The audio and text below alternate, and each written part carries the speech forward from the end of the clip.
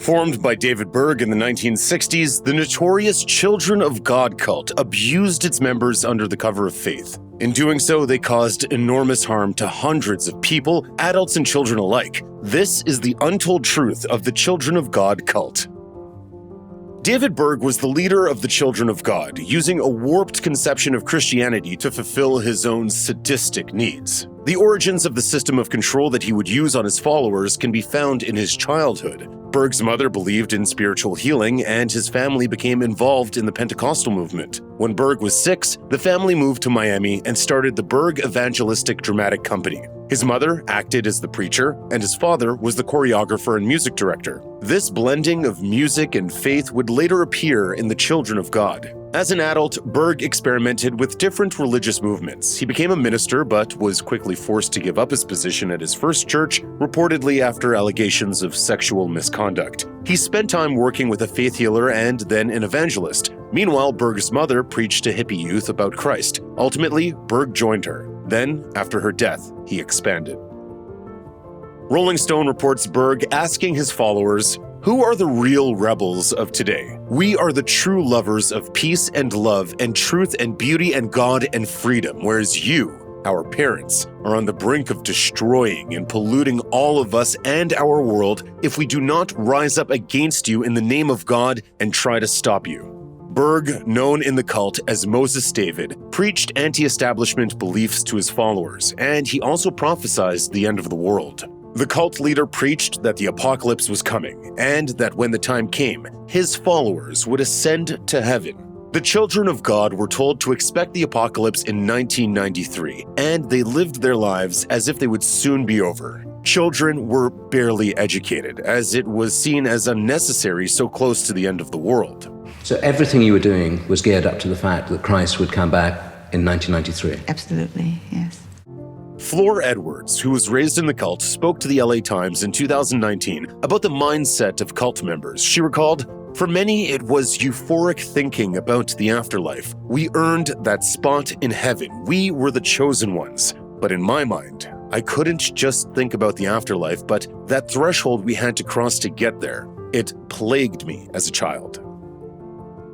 David Berg was rarely seen by members of the Children of God. Still, Berg was in constant communication with his followers through what became known as Mo letters. Mo letters, so called because of Berg's nickname, Moses David, were physical documents distributed among his followers. They contained doctrine that everyone in the cult was required to follow. Some included prophecies about the end of the world, others functioned like a twisted Dear Abby in which Berg responded to letters from his members and gave them instructions. Many included illustrations that resemble pornographic comic book covers. According to xfamily.org, a group that provides resources to former members and has archived the Mo letters, Berg wrote more than 3,000 during his lifetime.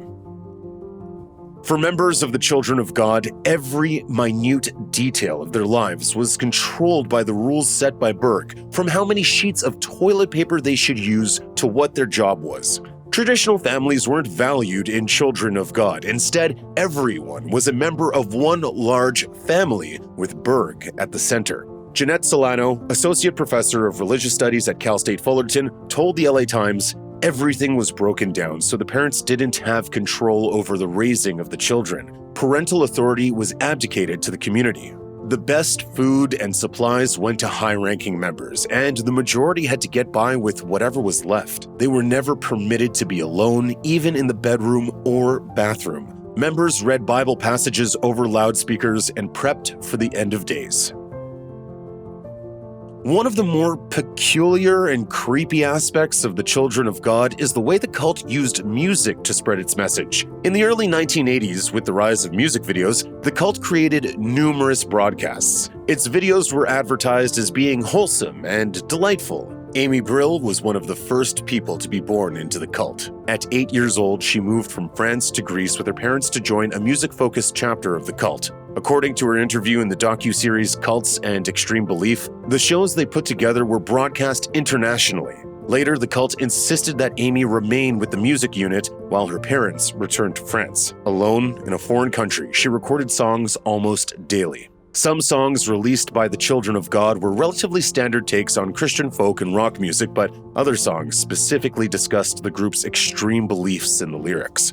One such song is Kathy Don't Go, which foretells of a dystopian future where everyone has a barcode, which the cult equated with the sign of the beast, on their body. The solution for the song's character Kathy is to avoid the supermarket at any cost. Several celebrities were raised in the Children of God, including actress and activist Rose McGowan. In an interview with the Irish Times, she described it as being very stressful, like a high-wire act, where she was forced to be physically perfect, even recounting a story where someone cut her finger with a knife because she had a wart. As McGowan recalled, what they were doing wasn't matching up with what they were saying. Ultimately, McGowan's father, who she said was the leader of an Italian chapter of the group, made the decision to leave with his family when the cult began to advocate child abuse. Later, they got into having multiple wives and children and adult sex, which is why we escaped. Actors River and Joaquin Phoenix and their siblings were also brought into Children of God in the 1970s. Their family traveled Central and South America with the cult, but didn't stay for long. In an interview with Playboy in 2014, Joaquin Phoenix emphasized that his parents were there to connect with other people who believed in Jesus and share their experiences. He explained, "I think my parents thought they'd found a community that shared their ideals. Cults rarely advertise themselves as such. It's usually someone saying, 'We're like-minded people, this is a community.' But I think the moment my parents realized there was something more to it, they got out." The Children of God took the concept of free love to a criminal extreme. In Berg's worldview, God invented love and sex for the benefit of humanity, so sex in all forms was encouraged by him in a twisted philosophy that encouraged child abuse. I practice what I preach, and I preach sex, boys and girls, hallelujah. Through his Mo letters, Berg promoted a doctrine referred to as simply sharing. This advised members to be intimate with any other group members who wanted to at any time. Former member Sylvia Padilla explained in the 1994 documentary Children of God, "I was convinced it was like a duty. Sometimes you were revolted, but if you were asked and you refused, you were going to be labeled selfish, unloving, uncaring, and that you didn't really belong." Contraception was forbidden, so many women became pregnant, often by men who weren't their husbands. Berg himself shared with many women in the cult. Members also frequently corresponded with Berg by sending him videos that they recorded of themselves, which were sometimes pornographic in nature. The doctrine of sharing and the old strategy of luring in new members with snacks and songs combined in a policy called flirty fishing. Flirty fishing was essentially a doctrine encouraging women in the group to use their sexuality as a tool to entice new members to join the Children of God. The policy even applied to married women with children. Karen Zerby joined the Children of God when there were only about 125 followers. At this time, the group still held conservative views on sex, forbidding even hand-holding before marriage. Zerby became Berg's personal secretary, and he controlled every aspect of her life, including her diet and appearance. According to Rolling Stone, within a few months, Berg began an affair with Zerby and soon began promoting polygamy, using the Bible as justification for taking her as his second wife. Soon after, the cult was endorsing sharing. Zerby gained power and influence in the Children of God, and Berg took more wives and brought more women into his inner circle, including his own granddaughter, Mary Berg. Later, she would describe her treatment by Berg as barbaric and cruel. Zerby became known as Mother Maria, and she took over writing the Mo letters as Berg got older. After his death, she became the new leader of the cult and even introduced her own doctrine. One new practice under Zerby was loving Jesus, or imagining intimacy with Christ himself.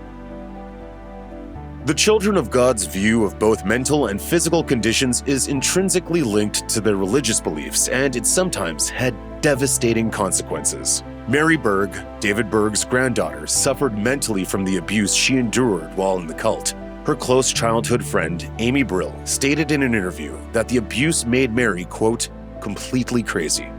They thought her emotional reactions to what was happening to her was demonic possession.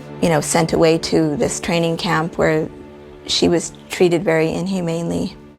In an interview, former cult member Sylvia Padilla said that her daughter, Shuli, developed the autoimmune disease lupus in her teens. After the diagnosis, the exhausted Shuli spent most of her time indoors reading. However, the Children of God typically forbade books. When she wrote to David Berg and asked if she was doing the wrong thing by reading, he responded with a Mo letter, distributed throughout the members, that implied that she developed lupus because she was reading against the cult's wishes, that God himself was punishing her with a chronic condition.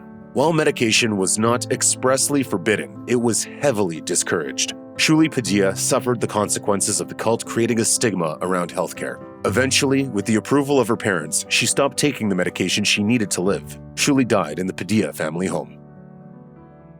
Living under the control of the Children of God has had lasting ramifications for its members, even those who left the cult. In Cults and Extreme Belief, former members stated that suicide and addiction are very common among ex-members.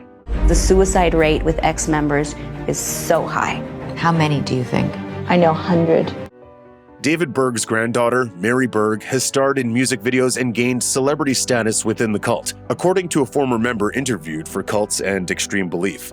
But she also suffered extreme abuse. Eventually, she escaped the cult. Rolling Stone reports that she was institutionalized, became addicted to methamphetamine, and turned to sex work. She passed away in 2017 from respiratory failure.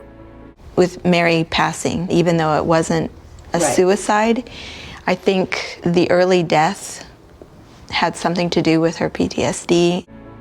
In 1978, Children of God rebranded to Family of Love, or just The Family.